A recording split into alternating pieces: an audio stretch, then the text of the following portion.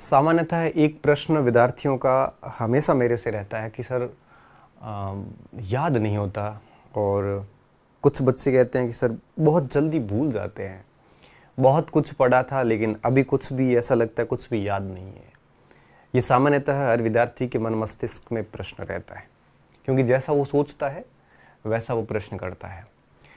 तो आखिर क्या इसके पीछे क्या साइकोलॉजी काम करती है कि जब इतना कुछ पढ़ा है फिर भी कुछ याद नहीं है, बहुत बार पढ़ा है फिर भी याद नहीं है, ऐसा क्यों लगता है कि हमारी तैयारी पूर्ण नहीं है।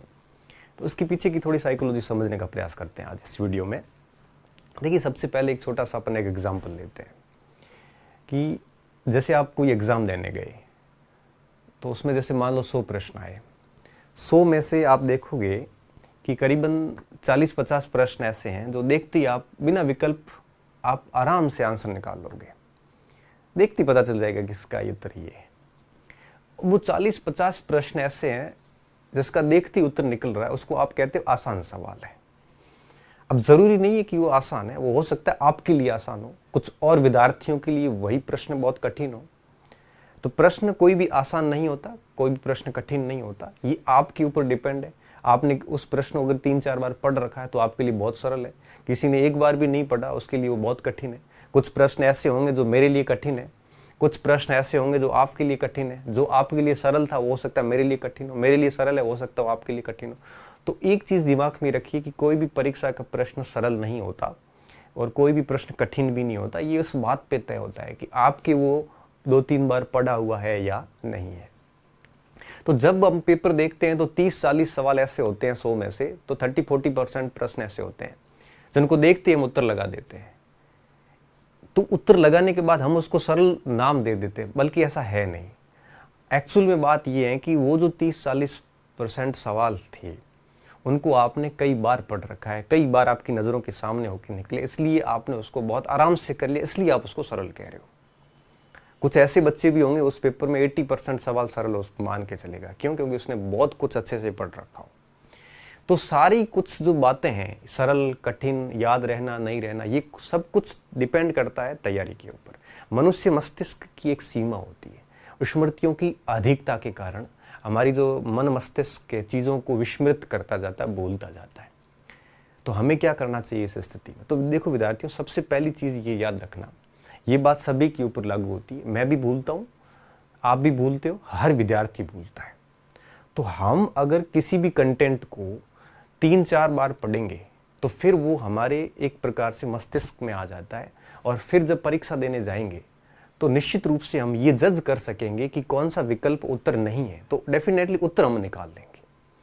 और अगर 5-6 बार पढ़ लेते हैं तो फिर वो उत्तर याद हो जाता है, फिर हमें विकल्प की भी आवश्यकता नहीं होती है। तो जितना अधिक बार पढ़ेंगे वो मेमोरी में याद हो जाता है। जैसे भारत की राजधानी सीधा दिल्ली निकलता है, इसके लिए हमें विकल्प की आवश्यकता नहीं है। क्यों? क्योंकि ये बहुत बार पढ़ लिया है। तो जितना ज़्यादा पढ़ा जाएगा उतना ही याद होने की एक प्रकार से संभावनाएं बहुत बढ़ जाती है। हम क्या करते हैं, 2-3 बार पाठ्यक्रम पूरा करने के बाद ये सोचते हैं कि अब उत्तर निकल क्यों नहीं रहा है, जैसे किसी ने पूछा फटाक से उत्तर क्यों नहीं आ रहा है। उसको आने के लिए बहुत बार अभ्यास चाहिए होता है। तो आप कभी भी ये चिंता ना करें कि हमें याद नहीं होता। देखो विद्यार्थियों, आप 2 बार 3 बार जब सिलेबस पढ़ लेते हैं तो आप MCQs वाले जितने भी परीक्षाएं हैं, मल्टी चॉइस क्वेश्चंस जितने भी हैं, बहुविकल्पनात्मक जो परीक्षाएं हैं, इनमें आप 2-3 बार 4 बार पढ़ने से ही पास हो जाते हैं। जब लिखने वाले परीक्षाएं होती है, सब्जेक्टिव पेपर होते हैं, जहां उत्तर लिखना पड़ता है, आपके पास कोई ऑप्शन नहीं होता, वहां 6-7 बार पढ़ के जाना पड़ता, तब उत्तर याद आता, अदरवाइज याद नहीं आता, क्योंकि विकल्प तो सामने नहीं है।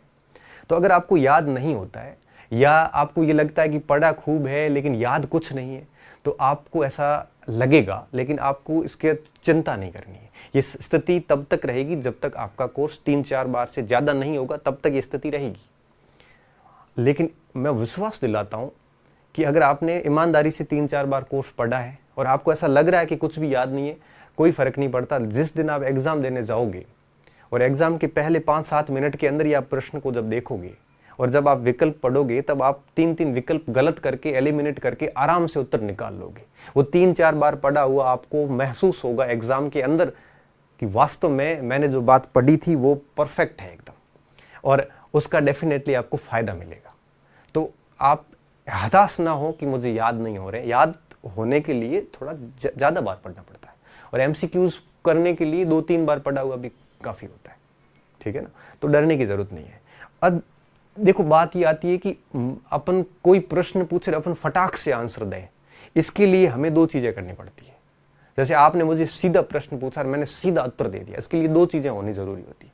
पहला ये कि आपको वो कंटेंट, वो टॉपिक कम से कम 5-6 बार आपने पढ़ रखा हो।